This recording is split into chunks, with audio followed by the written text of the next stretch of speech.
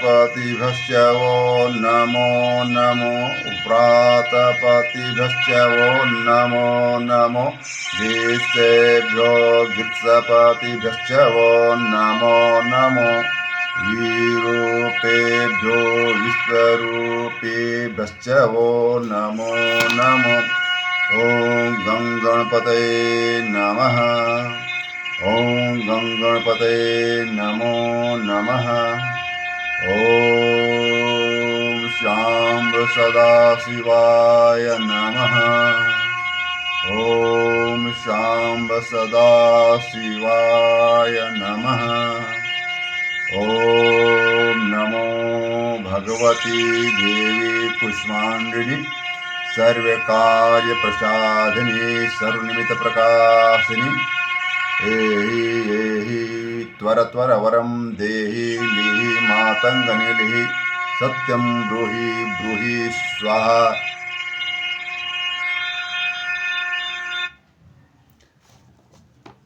नमस्कार, मैं विष्णुदेव मिश्र आपके समक्ष उपस्थित हूँ। झारखंड के मुख्यमंत्री माननीय हेमंत सोरेन जी का जन्म कुंडली का विश्लेषण लेकर। ऐसे हमने पूर्व में ही झारखंड के चुनाव से पहले प्रथम चरण का चुनाव से पूर्व ही मैंने चुनाव का विश्लेषण किया था और उसमें हमने झारखंड मुक्ति मोर्चा वर्सेस बीजेपी ये दोनों का परिणाम किस तरह के होंगे, इस पर मैंने विश्लेषण किया था। परंतु माननीय मुख्यमंत्री जी का मेरे पास बर्थ डिटेल उपलब्ध नहीं था और गूगल में भी सर्च करने पर मुझे उपलब्ध नहीं हो पाया।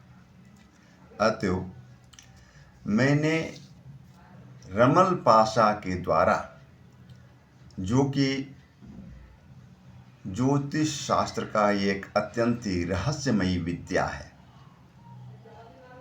जो भगवान शिव की देन है, उसके द्वारा हमने कुछ न कुछ प्रिडिक्शन निकालने का प्रयास किया था।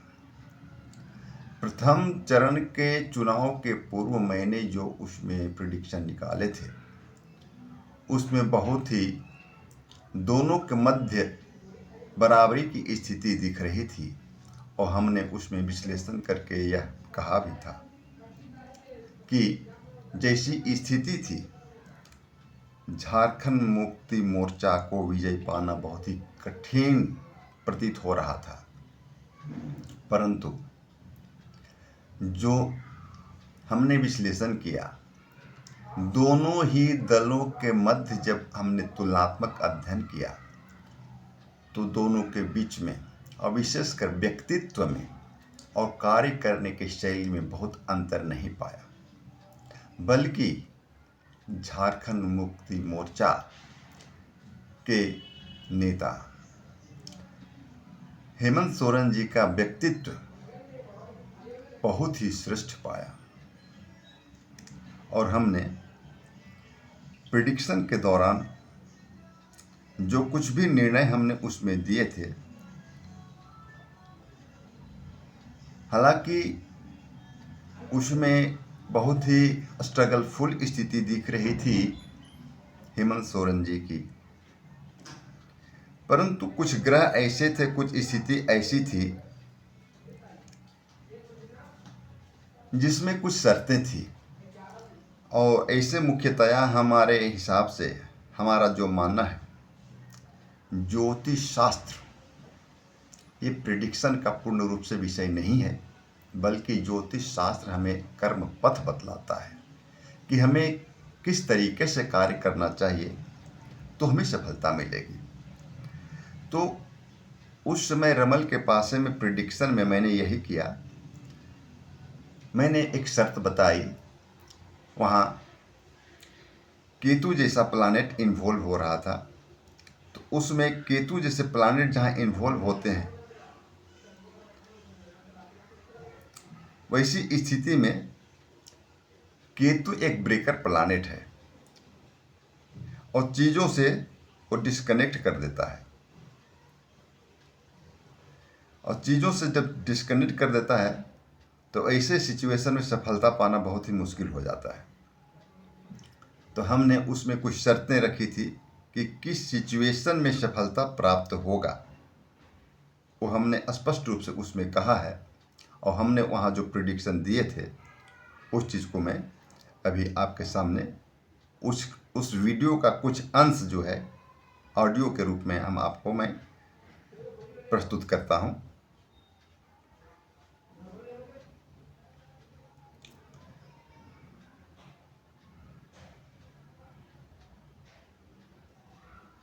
देखिए उसमें मैंने क्या कहा था। जेंडर जोन कम है और कम्पीट 6 नंबर कम्पीट करने का है, सक्सेस करने का है, किसी भी कंपटीशन चुनाव में जीतने का है 6 नंबर, तो ये पॉजिटिव है। और ऐसे पॉजिटिविटी इनके अंदर में भी है 11th नंबर। परंतु दोनों में अंतर ये है कि यहाँ मंगल है, यहाँ केतु है। हालांकि दोनों ही ग्रह एक जैसे फल देते हैं, परंतु केतु का एक शर्त है कि यदि व्यक्ति के अंदर में प्योर इंटेंशन न हो और डेडिकेशन न हो, समर्पण की भावना नहीं हो, तो केतु चीज़ों से बिल्कुल कट कर देता है। और जहाँ तक मैं समझता हूँ कि जेएमएम के अंदर में सेवा भाव और उस तरह की चीज़ें, डेडिकेशन, समर्पण की कमी दिख रही है। अतः इस बार इस जेएमएम सत्ता से इनको हाथ धोना पड़ सकता है, ऐसी संभावना है। परंतु अंदर की बात कोई नहीं जानता। यदि उनके अंदर में सेवा की भावना और समर्पण की भावना हो तो वो जीत सकते हैं।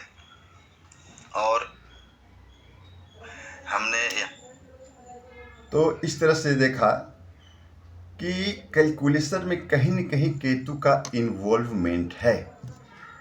और केतु जैसा ग्रह यदि सामने आ जाए, तो केतु जैसे ग्रह को यदि डीलिंग नहीं किया जाए अच्छे प्रकार से, तो वहाँ पर असफलता ही असफलता है। तो उसमें हमने ये बताया कि हालांकि उनकी स्थिति बहुत ही गंभीर दिख रही थी और फर्स्ट फेज का चुनाव हुआ, फिर सेकेंड फेज का चुनाव हुआ, और फिर जब दोनों चुनाव होने के बाद जब रिजल्ट आने लगा तो उसी क्रम में रिजल्ट भी आ रहे थे। शुरुआती दिनों में भाजपा बहुत ही बढ़त में चल रही थी प्रारंभ में, जब उसके रिजल्ट आ रहे थे। फर्स्ट फेज के चुनाव के बाद मैंने पुनः रमल के पासा के द्वारा फिर से, जब दूसरे फेज का चुनाव होने वाला था, उससे पूर्व मैंने 18 नवंबर को रमल के द्वारा फिर से हमने इसकी प्रिडिक्शन जानने का हमने प्रयास किया और उसमें उसका रिजल्ट भी आया। जीत सकते हैं। अभी जो स्थिति है, जीत सकते हैं। जो रिजल्ट आपने देखा वो सेम रिजल्ट हमें प्राप्त हुआ और हमने जैसा रिजल्ट आया वैसा ही हमने प्रिडिक्शन भी किया था। परंतु प्रमादवश या कह लें कि लापरवाहीवश हमने उस वीडियो को अपलोड नहीं किया। और फिर बाद में मेरे अंदर आया विचार कि नहीं, उस वीडियो को अपलोड करना चाहिए। चूँकि मैं सत्संग से भी जुड़ा हूँ और ये सब एक लोक रंजन का कारण भी बनता है। सत्संग के मार्ग में चलने वालों के लिए लोक रंजन करना अच्छा नहीं माना जाता और मैं लोक रंजन नहीं करना चाहता हूँ। परंतु मेरे अंदर एक ऐसा भी विचार, एक ऐसा भी भाव आया कि यदि हमारे ज्योतिष शास्त्र से हमारे अंदर एक जो रहस्यमयी जो विद्या है, उससे यदि किसी को लाभ न हो, कोई जाने ही नहीं, तो फिर उसका कोई लाभ नहीं है। ये सोचकर मैंने उस वीडियो को पुनः अपलोड किया और उसका कुछ अंश जो है मैंने उसमें जो प्रिडिक्शन दिए थे उसको मैं अभी कुछ शब्दों को आपके सामने प्रस्तुत करता हूं, जो वीडियो में उसका एक अंश, उसको ध्यान से सुनिए। बात करने पर तरीका आता है। तरीका मुनकलिब शक्ल होता है। मुनकलिब में आगमन के प्रश्न में नो आंसर होता है। तो इस प्रकार हम देख रहे हैं कि भारतीय जनता पार्टी का यहाँ पर पराजय और झारखंड मुक्ति मोर्चा का विजय यहाँ स्पष्ट रूप से दिखाई दे रहा है। स्थिति बदलती हुई नजर आ रही है। हमने पहले देखा था कि झारखंड मुक्ति मोर्चा को इस बार सत्ता छोड़ना पड़ेगा, परंतु इस बार हम देख रहे हैं कि इसमें झारखंड मुक्ति मोर्चा का विजय स्पष्ट रूप से दिख रहा है, क्योंकि यहाँ साबित शकल बात करने पर तरीका आता है। तरीका मुनकलिब शक्ल होता है। मुनकलिब में आगमन के प्रश्न में नो आंसर होता है। तो इस प्रकार हम देख रहे हैं कि भारतीय जनता पार्टी का यहाँ पर पराजय और झारखंड मुक्ति मोर्चा का विजय यहाँ स्पष्ट रूप से दिखाई दे रहा है। स्थिति बदलती हुई नजर आ रही है। हमने पहले देखा था कि झारखंड मुक्ति मोर्चा को इस बार सत्ता छोड़ना पड़ेगा, परंतु इस बार हम देख रहे हैं कि इसमें झारखंड मुक्ति मोर्चा का विजय स्पष्ट रूप से दिख रहा है, क्योंकि यहाँ तो इस तरह से आपने देखा कि द्वितीय चरण के चुनाव से पूर्व मैंने जो प्रिडिक्शन दिए थे जेएमएम की विजय और बीजेपी की हार, वो पूर्ण रूप से सत्य सिद्ध हुई। और अब मैं मुख्यमंत्री जी का कुंडली विश्लेषण लेकर आपके सामने आया हूँ मुख्य रूप से। तो उनकी कुंडली के बारे में भी मैं कुछ विश्लेषण करूँगा। और एक्चुअली उनका बर्थ डिटेल मुझे पहले से नहीं मालूम था। मैंने आज बहुत सर्च करने के बाद हमने देखा, पाया कि उनका बर्थ डिटेल यहाँ मालूम है, दिया हुआ है गूगल में। और कहाँ तक वो सही है मुझे नहीं मालूम। इसमें जो मुझे मिला है वो इस तरह से है, उनका 10 अगस्त 1970 डेट है, जन्म समय 12 PM, स्थान रामगढ़। इस आधार पर हमने कुछ कैलकुलेशन किया है और उसी को मैं आपके सामने प्रस्तुत करता हूं। और मैंने कल्पना सोरेन जी का भी मैंने कुंडली विश्लेषण करने की मैंने प्रयास किया, और हालांकि उनका बर्थ डिटेल नहीं मिला। गूगल में कई तरह के उसमें लिखे हैं, उनके जन्म समय, जन्म स्थान कभी कहीं पंजाब लिखा है, वो स्थान लिखा है उसमें, और कहीं रांची भी लिखा है, और कहीं उड़ीसा लिखा है। और डेट में भी 2 तरह के डेट उसमें मिलते हैं, और जन्म समय तो कहीं मिला ही नहीं। परंतु मैंने इंटरलिंकिंग प्रोसेस के द्वारा हेमंत सोरेन जी का जो जन्म कुंडली है उसी से इंटरलिंक करते हुए मैंने दोनों के विषय में मैंने कुछ प्रिडिक्शन दिए हैं, कुछ विश्लेषण किए हैं कुंडली का, और मैं उसे अब आपके सामने प्रस्तुत करता हूं।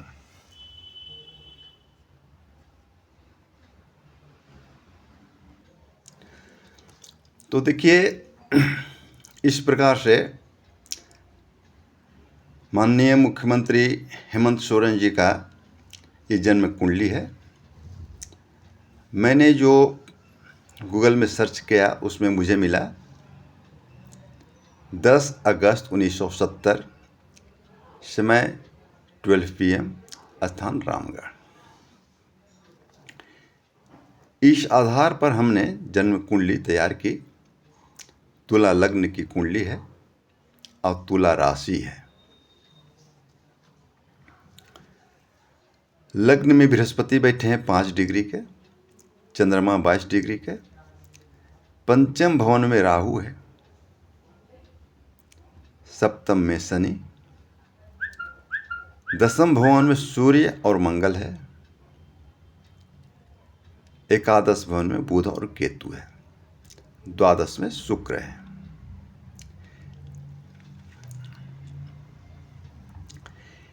इस कुंडली में हम देखते हैं साधारण रूप से इसे देखा जाए तो कोई भी देख करके यह तुरंत कह देगा कि इस कुंडली में वैसा कुछ भी खास नहीं है, क्योंकि सबसे पहले यहाँ पर जो दृष्टि जाएगी किसी भी ज्योतिषी की और कोई भी आम व्यक्ति का, तो उस पर जाएगा शनि पर।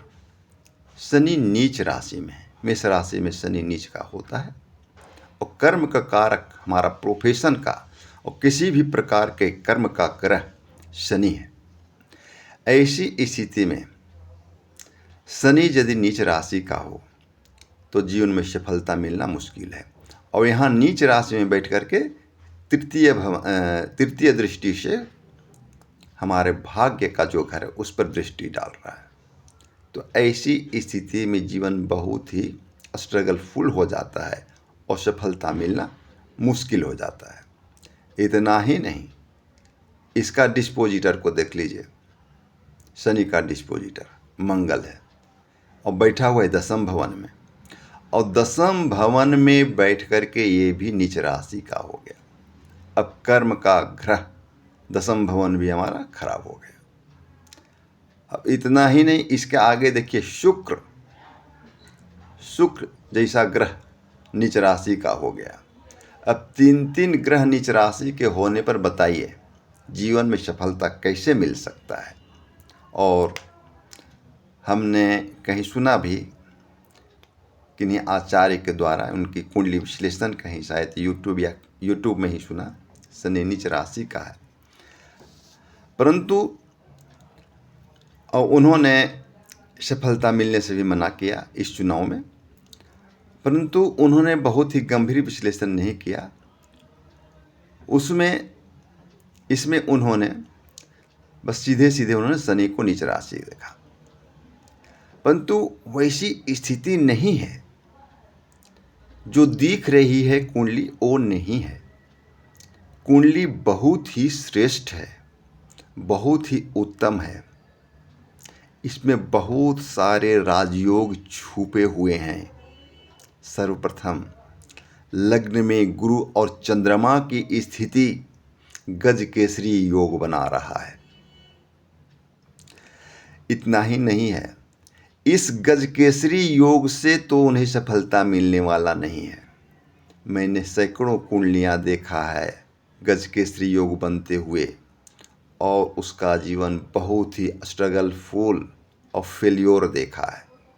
सिर्फ इतना ही नहीं है, इनकी कुंडली में इस गजकेसरी योग के अलावे हम देखते हैं यहाँ कि सप्तम भवन में कर्म कारक ग्रह शनि बैठा हुआ है। यह दिग्बली होकर के बैठा हुआ है, भले ही नीच राशि का है, यह दिग्बली होकर के बैठा हुआ है। मंगल भी दिग्बली होकर के बैठा है दसम भवन में, प्रोफेशन के ग्रह का घर में। और दिग्बली ही नहीं है, शनि नीच राशि में नहीं कहा जा सकता है, शनि का नीच भंग हो रहा है। यहाँ पर शनि का नीच भंग हो रहा है। इसका एक सूत्र है कि यदि चंद्रमा से या लग्न से केंद्र में ग्रह हो तो वो नीच भंग हो जाता है, और नीच भंग होकर के एक राजयोग बना देता है। तो इस तरह से इसको हम कहते हैं नीच भंग राजयोग। यह भी एक राजयोग हो गया। अच्छा, पहला राजयोग हो गया लग्न में गज केसरी योग बन करके। दूसरा राजयोग हो गया सप्तम भवन में, यहाँ शनि का नीच भंग होकर के। अब मंगल भी केंद्र या लग्न से, दोनों से ही आगे यहाँ पर केंद्र में, तो मंगल का भी नीच भंग हो गया, तो ये भी एक राजयोग हो गया। अच्छा, नीच भंग होने के और भी इसमें नियम लागू हो रहे हैं। ये तो केंद्र से हो गया, अब इसका डिस्पोजिटर ये आ गया यहाँ से, ये भी शनि से केंद्र में आ गया। अब मंगल का डिस्पोजिटर चंद्रमा ये दसम से यहाँ पर आ गया चतुर्थ, ये भी केंद्र में। तो यहाँ नीच भंग हो रहा है, और नीच भंग होकर के एक राजयोग के रूप में परिणत हो गया। अब इसमें गज केसरी योग और दो नीच भंग योग। अब बच गया शुक्र भी नीच का नहीं है, शुक्र के नीच का नहीं है। नीच की स्थिति हम इसकी वास्तविक स्थिति नवमांश कुंडली में देखते हैं। ये नवमांश कुंडली क्या है? नवमांश कुंडली हमारी लग्न कुंडली की एक प्रकार की एक सर्जरी है। जैसे जब हमारे किसी भी बॉडी पार्ट में अंदर में कुछ वैसी बीमारी होती भी तो हमें बाहर से नहीं दिखता है। जब उसके सर्जरी करते हैं तब अंदर की स्थिति हमको पता चलता है। उसी तरह से लग्न कुंडली की सर्जरी नवम भवन, लग्न के नवम भवन हमारा भाग्य है, भाग्य भवन का नवम भवन की एक सर्जरी है ये, उसकी वास्तविक स्थिति यहाँ पर दिखती है। अब यहाँ देखिए शुक्र यहाँ उच्च राशि में बैठा है तो ये उच्च का फल देगा, शुक्र नीच का फल कदाचित नहीं देगा, ये उच्च का फल देगा। अब यहाँ मंगल का नीच भंग इसी कुंडली में हो रहा है, परंतु मंगल नवमांश कुंडली में भी उच्च राशि में बैठा है, तो इस प्रकार इस तरह से भी यहाँ मंगल का नीच भंग हो जा रहा है। तो इस प्रकार से हम यह देखते हैं कि इस कुंडली में मंगल भी उच्च का हो गया, शुक्र भी उच्च का हो गया, शनि का नीच भंग हो गया, ये नीच भंग राज हो गया, मंगल का नीच भंग हो गया, नीच भंग राज हो गया। तो जितने भी इतने इसमें निगेटिव प्लैनेट से थे वो सभी पॉजिटिव हो गए और एक राजयोगकारी बन गए। अब इसमें जो कन्फ्यूजन था कि इनकी ये कुंडली बहुत ही खराब है, एक कन्फ्यूजन दूर हो गया। अब इसमें देखिए स्थिति क्या है इसमें और विशेष रूप से। इसके अलावा हम इस कुंडली में देखते हैं कि दसम भवन में सूर्य और मंगल है। सूर्य और मंगल हो यहाँ इसमें हम देखते हैं कि मंगल सप्तम भवन का मालिक है और आकर के बैठ गए यहाँ दसम भवन में। ये बहुत ही श्रेष्ठ स्थिति है। और शनि बिल्कुल ही राजयोगकारी है। एक शनि से तो नीच भंग राजयोग बना, इसके अलावे एक केंद्र का और त्रिकोण का स्वामी होकर के पुनः आकर के केंद्र में बैठ गया, तो इसको केंद्र त्रिकोण राजयोग कहते हैं, विष्णु लक्ष्मी राजयोग कहते हैं इसी को। तो शनि यहाँ राजयोगकारी हो गया और दृष्टि इसकी है भाग्य भवन पर, यानी मित्र राशि को देख रहा है तो भाग्य भी प्रबल हो गया। लग्न मुख्य घर होता है, तुला राशि को देख रहा है तो ये भी प्रबल हो गया। दसम भवन को देख रहा है यहाँ बैठ करके, शनि बलवान हो गया। शनि बलवान होकर के चतुर्थ भवन को देख रहा है। चतुर्थ हमारा जनता का है, जनता का सपोर्ट इसीलिए मिल पाया। देखने में तो लग रहा है कि शनि नीच का है, लेकिन बहुत ही राजयोगकारी होकर के सप्तम भवन में बैठा हुआ है और दसम दृष्टि से चतुर्थ भवन को देख रहा है और सप्तम भवन में बैठा हुआ है। सप्तम भवन होता है स्पाउस का, इसीलिए कल्पना सोरेन के द्वारा उन्हें बहुत ही सहयोग प्राप्त हुआ। कल्पना सोरेन का बहुत ही बड़ी भूमिका रही उनकी विजय में। और इतना ही नहीं, अब हम यहाँ देखते हैं कि सप्तम भवन का लॉर्ड मंगल दसम भवन में बैठ गया। दसम भवन हमारा कर्म का है, जो प्रोफेशन है, तो उसके कार्य में कहीं न कहीं इनकी पत्नी कल्पना सोरेन का बहुत ही बड़ी भूमिका रहेगी।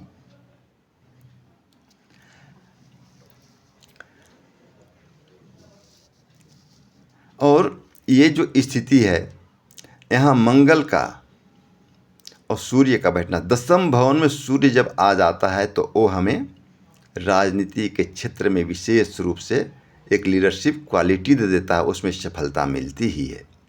और उसका सोर्स, उसका कारण, उसका सपोर्टर यहाँ मंगल है। मंगल यहाँ सप्तम भवन का है और द्वितीय भवन का। तो फैमिली के द्वारा और पत्नी के द्वारा पूर्ण सहयोग इन्हें प्राप्त होगा और हो रहा है, और इसके द्वारा उन्हें जीवन में बहुत ही ऊंचाइयां प्राप्त होंगी।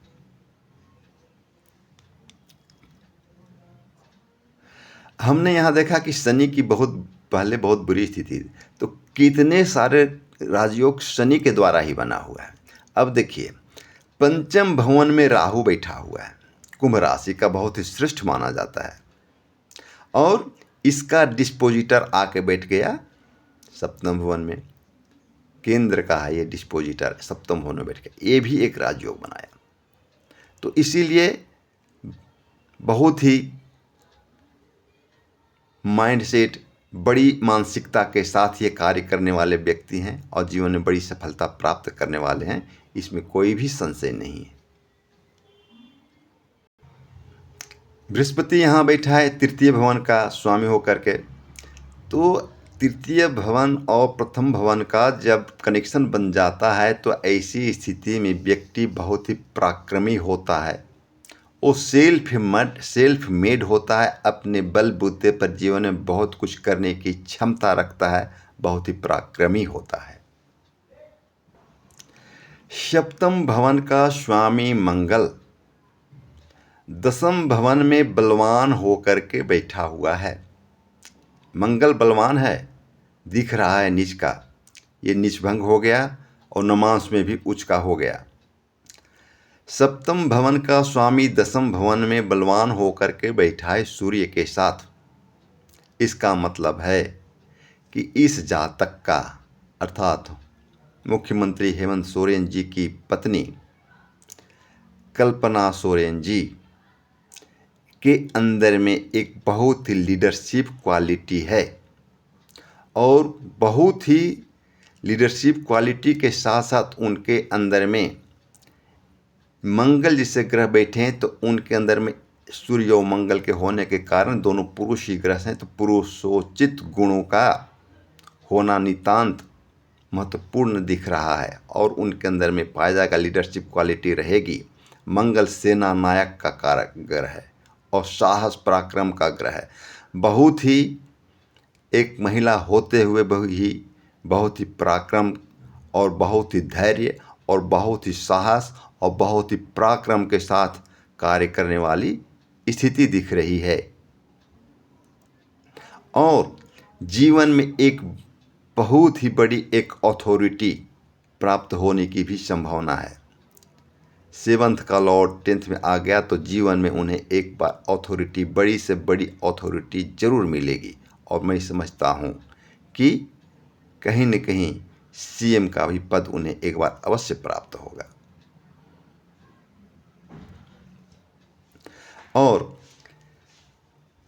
कल्पना सोरेन जी का हमें बट डिटेल कहीं प्राप्त नहीं हुआ, तो मैंने इंटरलिंकिंग प्रोसेस के द्वारा फिर मैंने इनकी भी कुछ गणनाएं की हैं।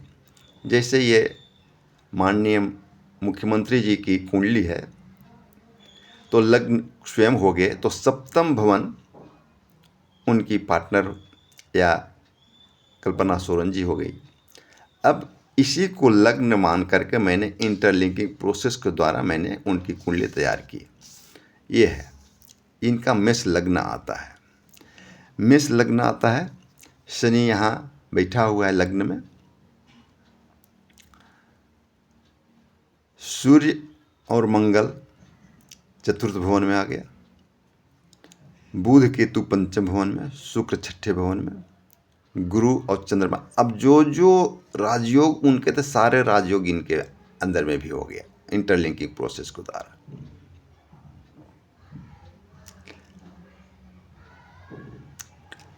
अब सूर्य और मंगल यहाँ बैठा हुआ है। सूर्य पंचम भवन का स्वामी है, मंगल लग्न का स्वामी है।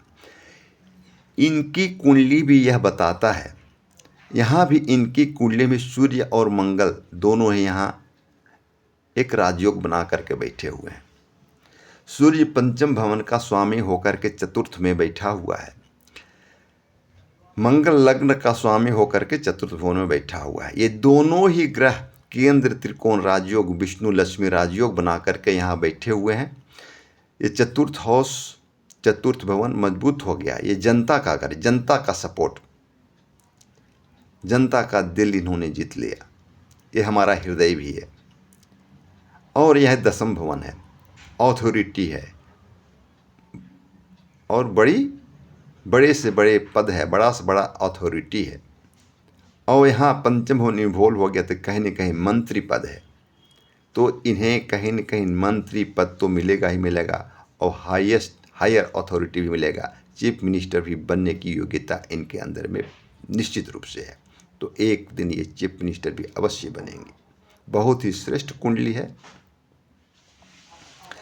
अब इतना ही नहीं, इनके जीवन में कल्पना सोरेन का बहुत ही बड़ा योगदान है, बहुत ही बड़ा महत्व है। इसमें हम देख रहे हैं कि 7th हाउस का स्वामी दसम भवन में बैठना, और फिर इसी कुंडली को रिवर्स करके हम जब उनकी कुंडली निकाले तो इनकी कुंडली के द्वारा यहाँ हम देख रहे हैं कि इनके जीवन में राजयोग, कल्पना सोरेन से जुड़ना बहुत ही महत्वपूर्ण है। और जहाँ तक मैं समझता हूँ कि इनके मैरिज के बाद भी इनके जीवन में उन्नति प्रारंभ हो गया निश्चित रूप से। और जब तक इनका सहयोग, इनका साथ इनके साथ रहेगा, ये अपने जीवन में बहुत ही प्रोग्रेस करेंगे, ऊंचाइयों को छुएंगे, यश कीर्ति इन्हें अवश्य मिलेगी। अभी तो हमने लग्न कुंडली और नवमांश के द्वारा देखा कि इनके जीवन में क्या संभावनाएं हैं, और अब हम थोड़ी केपी कुंडली पर भी नज़र डालते हैं। केपी कुंडली में देखते हैं इनका प्रोफेशन, इनका कर्म, उसे हम देखते हैं 10th हाउस के द्वारा। तो उसे देखने के लिए हम सर्वप्रथम देखते हैं 10th CL, 10th CSL, कस्पल sublord. इनकी कुंडली में केपी कुंडली का 10th CSL राहु बनता है, और राहु जो नंबर दे रहा है 4, 7, 10, 4th हाउस फिर यहाँ आ गया पब्लिक का हाउस, पब्लिक का हाउस यानी पब्लिक का सपोर्ट मिलेगा। 7th हाउस आ गया, देखिए 7th हाउस यहाँ भी इन्वॉल्व हो गया। केपी कुंडली भी बता रही 7th हाउस, यानी कि इनकी पत्नी के द्वारा इनको योगदान मिलना, ये दिखाता है 7th हाउस। और 10 मतलब उच्च पद, अथॉरिटी, राहु इन्हें अथॉरिटी दिया, ये CSL है। और इसे हम नक्षत्र लॉर्ड पर देखते हैं, नक्षत्र लॉर्ड ही इसे रिजल्ट देता है, तो नक्षत्र भी इसका CSL का NL राहु ही है। राहु अनटेनेंटेड हो गया, अनटेनेंटेड होने के कारण बहुत ही स्ट्रांगली रिजल्ट देगा, इसीलिए इन्हें मंत्री पद प्राप्त हुआ। और 4 नंबर यहाँ आया, 4th हाउस हमारा है, 4 नंबर जो है यहाँ हमारा राज सिंहासन का होता है, और राहु हमारा छत्र होता है, तो राज सिंहासन में छत्र का होना ये इंडिकेट कर रहा है, इसीलिए इन्हें ये राज सिंहासन, ये राज मुकुट इन्हें प्राप्त हुआ है, मुख्यमंत्री पद प्राप्त हुआ है। ये कुंडली में इनकी प्रॉमिस है। लग्न कुंडली भी यही कहती है, नवमांश भी यही कह रही है, और केपी चार्ट भी यही कह रही है। तो जो प्रकृति ने पहले से निश्चित कर दिया उसे कोई नहीं रोक सकता है। ये तो कुंडली में इनकी इस तरह की प्रॉमिस है। अब हम महादशा पर आते हैं।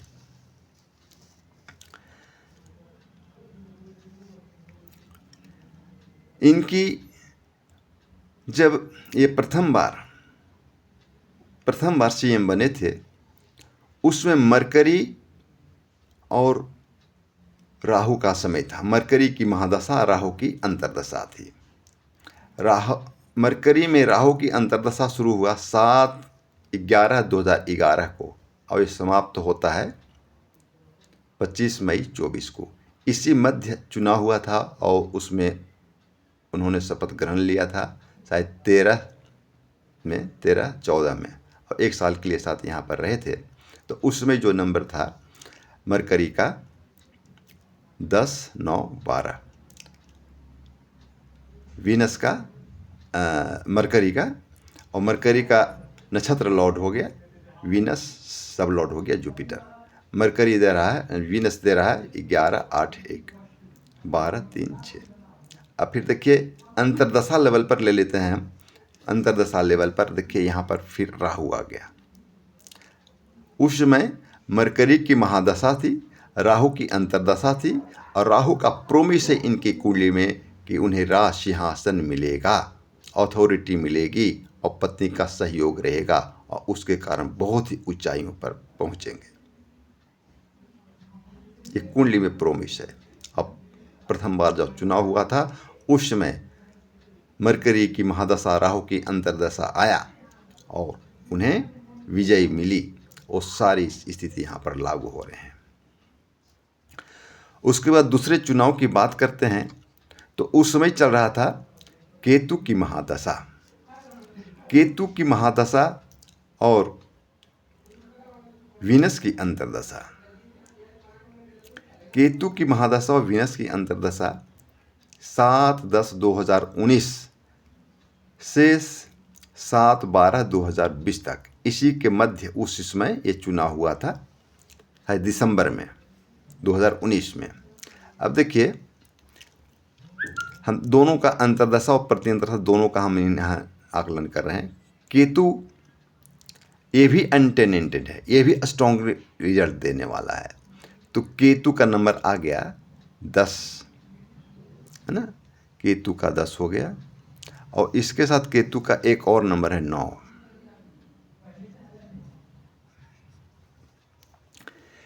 केतु का नक्षत्र है 10-9, सब लॉर्ड है 7-4-5। अब यहाँ केतु जो नंबर दे रहा है 10 दे रहा है। नक्षत्र लेवल पर भी ये अनटेनेंट है तो स्ट्रॉन्ग रिजल्ट देगा। 10 और 9 आ रहा है। 10 उच्च पद की प्राप्ति, अथॉरिटी या सरकार का भी कारक होता है 10। और 9 हाउस से डिवाइन ब्लेसिंग, कृपा, भाग्य का साथ देना। तो इस समय में भी उन्हें ग्रह दशा के हिसाब से उन्हें ये पद की प्राप्ति हुई।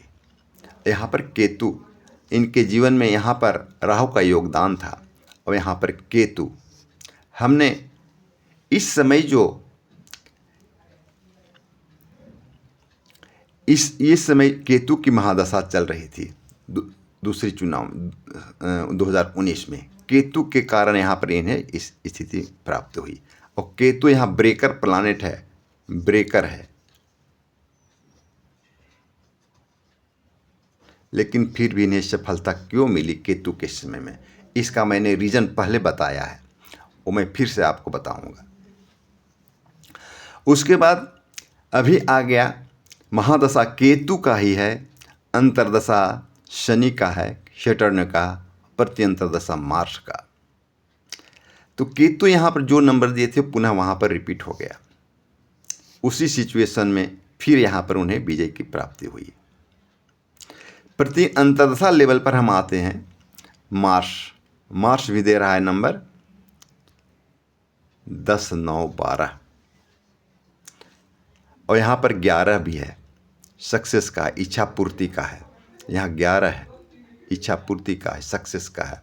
ये डिवाइन ब्लेसिंग है, 9th हाउस, ईश्वर की कृपा है। अब केतु तो ब्रेकर प्लानेट है, वो चीज़ों से बिल्कुल ही डिस्कनेक्ट कर देता है। जहाँ भी केतु इन्वॉल्व होता है दूरी बना देता है, परंतु उसमें कुछ उसका एक शर्त है, उसका शर्त है। उस शर्त को यदि पूरी करते हैं तो बहुत ही बड़ा सफलता भी मुझे देता है। और हमने रमल के द्वारा जो उस पर प्रिडिक्शन निकाले थे वहाँ भी कहीं न कहीं केतु था।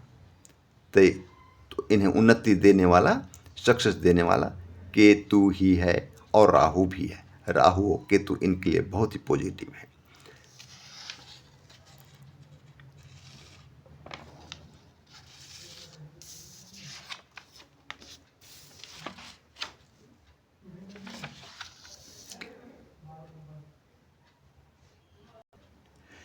केतु जब ब्रेकर प्लानेट है, केतु की महादशा चल रही है, तो फिर भी इन्हें विजय कैसे मिला? उस चुनाव में भी, इसके पूर्व वाले चुनाव में भी और इस चुनाव में भी इस चीज़ को मैं बताता हूँ। इसी चीज़ को मैंने रमल के पास से जो प्रिडिक्शन किया था इस चुनाव के लिए, उसे मैंने यहाँ बताया है, उसको आप सुनिए। जेंडर जोन कम है और कंपीट 6 नंबर कंपीट करने का है, सक्सेस करने का है, किसी भी कंपटीशन चुनाव में जीतने का है 6 नंबर, तो ये पॉजिटिव है। और ऐसे पॉजिटिविटी इनके अंदर में भी है 11th नंबर।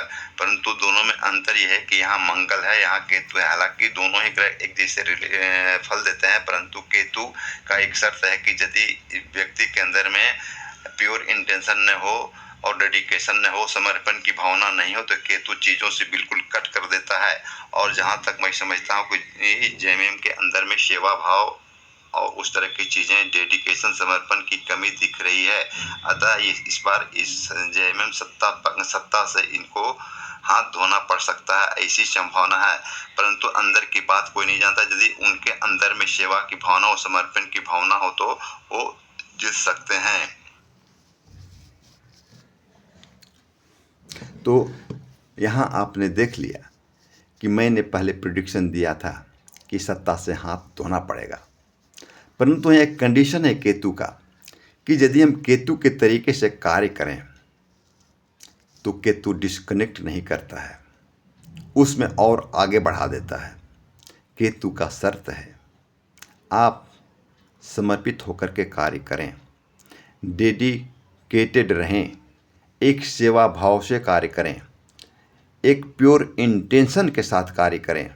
यदि ऐसा है तो केतु आपने जो नहीं सोचा है उतना बड़ा आपके जीवन में सफलता निश्चित रूप से देगा और उसे कोई रोक नहीं सकता है। केतु जड़ों को मजबूत कर देता है। तो इसीलिए यह सिद्ध होता है कि माननीय मुख्यमंत्री के हृदय में प्रदेश की जनता के प्रति बहुत ही बड़ी भावना है।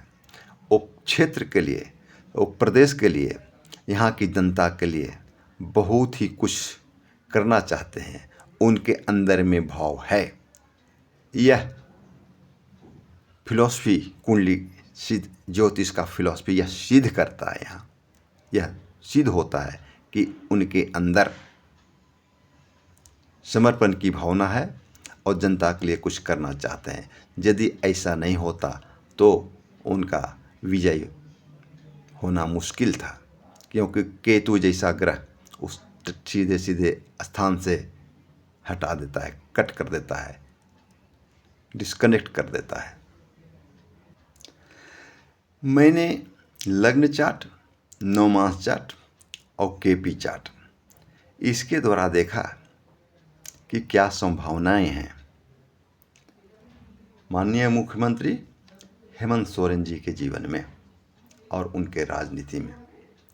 अब हम थोड़ा नाड़ी एस्ट्रोलॉजी के द्वारा भी देख लेते हैं। इसमें एक ट्रायन बनता है, प्रोफेशन का, कर्म का ग्रह है शनि। ये ट्रायन है, इसमें इतने ग्रह इन्वॉल्व हैं। इसमें शनि के ट्रायन में केतु और चंद्रमा, ये दो ग्रह हैं, ये ब्रेकर हैं।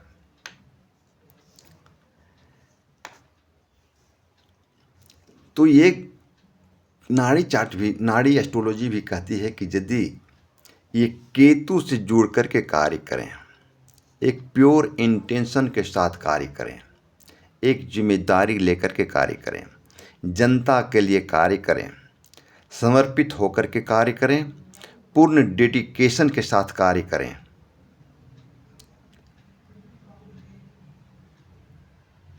तो इन्हें इतनी ऊंचाई मिलेगी जितना किसी ने सोचा भी नहीं है।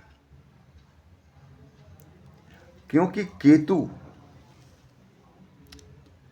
जड़ों को मजबूत करता है, जड़ों से मजबूत करता है, और जड़ फिर इतना मजबूत हो जाता है कि उसे उखाड़ना मुश्किल हो जाता है, कोई नहीं उखाड़ सकता फिर।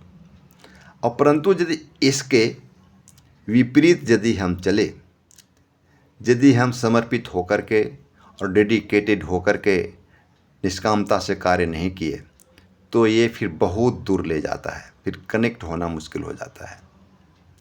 तो हमने देखा कि नाड़ी एस्ट्रोलॉजी भी कह रही है कि व्यक्ति सेवा भाव से, समर्पित भाव से, जन कल्याण के लिए, लोक हित के लिए कार्य करे, उसके अंदर में भावना हो, तो बहुत ही ऊंचाइयों पर जाता है।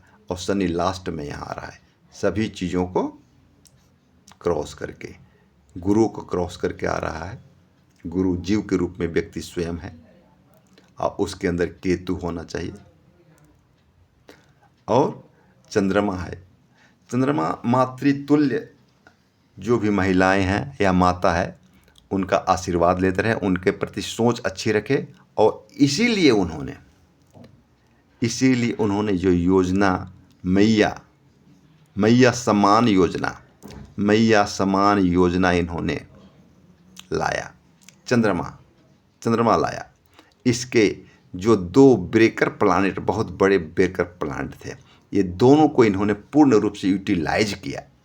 मैया समान योजना के कारण ही यहाँ यह निश्चित रूप से दिखाई दे रहा है कि चंद्रमा के कारण ही और केतु के कारण, ये दोनों ही इनकी विजय का कारण है। और केतु को उन्होंने यूटिलाइज किया, पूर्ण समर्पण के साथ, पूर्ण डेडिकेशन के साथ, एक सेवा भावना से, जन कल्याण की भावना से कार्य किया। उनके अंदर, उनके मन में है। और मैया समान योजना को लागू किया, महिलाओं के लिए उन्हें बहुत बड़ा कार्य किया। यदि ये दोनों ही कार्य ये नहीं करते तो बहुमत क्या, बहुत बड़ी, बहुत ही विपरीत स्थिति हो सकती थी, बहुत ही विपरीत। इसका अनुमान लगाना मुश्किल है। अब गुरु का हम देखते हैं ट्रायन। गुरु में भी आ रहा है राहु, एक ब्रेकर प्लैनेट है गुरु। अब गुरु में इसमें क्या है कि इसमें आ रहा है शुक्र भी आ रहा है। अब यहाँ दिखा रहा है कि इनके कार्य क्षेत्र में कहीं न कहीं बहुत ही बड़ी भूमिका रहेगी शुक्र का, यानी कि स्पाउस का, इनकी पत्नी का, इनकी धर्म पत्नी का। और कहने कि कोई भी महिला का विशेष रूप से इनकी पत्नी का बहुत ही बड़ा योगदान रहेगा। और उसको यदि मेंटेन करके चलें जीवन में, अपने तरफ से अपनी पत्नी कल्पना सोरेन जी को प्रसन्नता प्रदान करके और उन्हें लेकर के साथ में चलें, उनका सहयोग लेते रहें, तो जीवन में बहुत ही ऊंचाई पर जाएंगे, बहुत ही और आगे बढ़ेंगे। तो इसमें इस नारी एस्ट्रोलॉजी के द्वारा भी यहाँ सिद्ध हो रहा है कि उनकी पत्नी का सहयोग बहुत बड़ा मिला है। और उनको लेकर के चलेंगे तो उनका भाग्य भी, यहाँ गुरु भाग्य का कारक है, भाग्य भी साथ देगा। उन्नति जीवन में, उनके जीवन के साथ साथ संपूर्ण प्रदेश में प्रोस्पेरिटी आएगी, सुखी संपन्न हो जाएंगे, सबों को रोजगार भी प्राप्त होगा यदि इस तरीके से कार्य करें। और राहु है तो उनका थॉट, उनका विचार है, अच्छे विचार। और राहु के पहले शुक्र और गुरु आ गए तो उनके अंदर बहुत ही अच्छे विचार हैं, यह सिद्ध होता है। क्षेत्र के लोगों के प्रति अच्छे विचार हैं, बिग विजन, बड़ा विजन है, बड़ी सोच है, और इसीलिए वो सक्सेस किए। यदि उनके अंदर में अच्छी सोच नहीं होती, बड़े विजन नहीं होता जनता के प्रति, तो फिर सक्सेस मिलना मुश्किल था, ये असंभव था। अपने जीवन में 3 प्लैनेट इनके ब्रेकर हैं, डेस्टिनी ब्रेकर हैं, केतु, चंद्रमा और राहु। इन तीनों प्लैनेट्स को यदि बैलेंस करके चलेंगे तो बहुत ही स्मूथली चलेगा, बहुत ही विकास होगा, क्षेत्र की उन्नति होगी, इन्हें यश भी मिलेगा। परंतु यदि इन तीनों में से किसी को भी छोड़ दिए तो वो बहुत मुश्किल हो जाएगा। और यूज कैसे करना ये हमने बता दिया, और फिर से एक बार उसको रिवीज कर देते हैं, फिर से हम उसकी आवृत्ति करते हैं। ये तीनों ब्रेकर प्लैनेट्स हैं, उसको कैसे यूज करेंगे। केतु को यूज करने के लिए हमारे अंदर प्योर इंटेंशन होनी चाहिए, अच्छी शुद्ध भावना होनी चाहिए, डेडिकेशन होना चाहिए, समर्पण होना चाहिए, सेवा भाव होना चाहिए।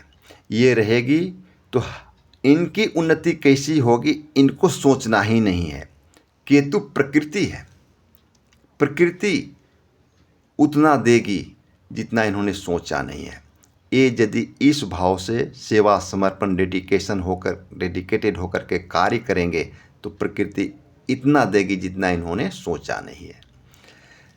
चंद्रमा का यूज करने के लिए एक तो ट्रेवलिंग का कार्य है, तो ट्रेवलिंग तो दिन भर इनका भाग दौड़ होता ही रहेगा, वो तो बढ़िया है। इसके साथ साथ मैया समान योजना को लागू किया है तो उसे निरंतर चलाने का प्रयास करें। चलाने का प्रयास ही नहीं, चलता रहे।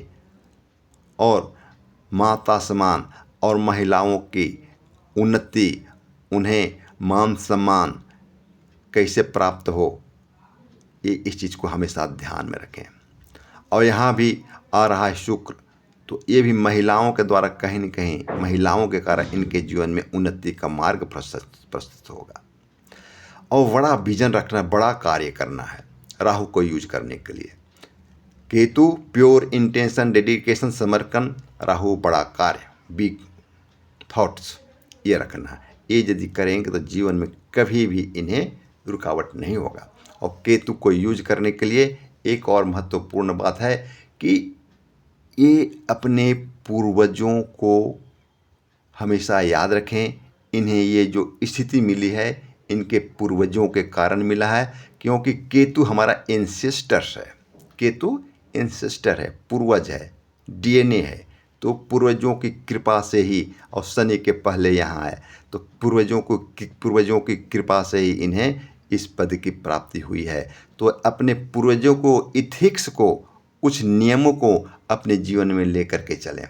और हम यहाँ ये देखते हैं कि इनकी कुंडली में दसम भवन में केतु बैठा हुआ है, सूर्य बैठा हुआ है, तो सूर्य पिता का कारक है।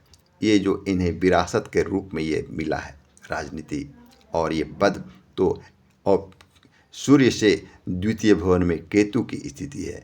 तो इसलिए यहाँ यह भी दर्शाता है कि उनके जीवन में केतु का अहम भूमिका रही है, और इनके पिता के जीवन में केतु की अहम भूमिका रही है, और इसके कारण ही इन्हें भी इस स्थिति को उन्होंने भी प्राप्त किया।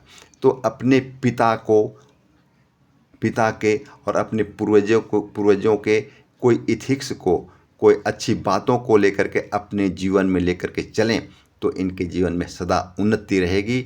और साथ ही साथ प्रदेश भी खुशहाल रहेगा, उन्नति बहुत ही ज़्यादा होगी, कहीं भी कोई रुकावट नहीं होगी, सबको रोजगार मिलेगा, सभी सुखी शांति से रहेंगे, प्रगति का मार्ग प्रशस्त होगा, इसमें कोई भी संशय नहीं है।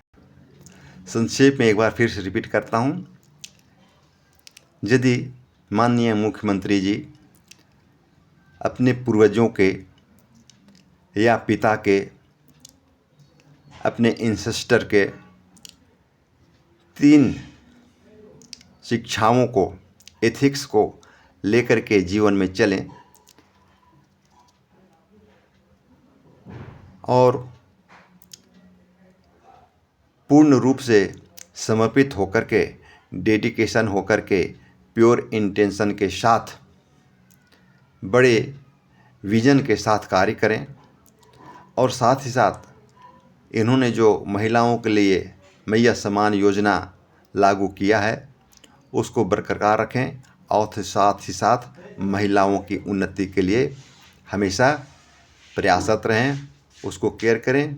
इसके अलावे अपने जीवन में, अपने कार्य क्षेत्र में अपनी पत्नी का सहयोग सदा साथ लेकर के चलें, तो राज्य में बहुत ही सुख शांति समृद्धि बनी रहेगी, उन्नति होती रहेगी, रोजगार सबको मिलता रहेगा, प्रदेश खुशहाल रहेगा, इसमें कोई भी संशय नहीं है।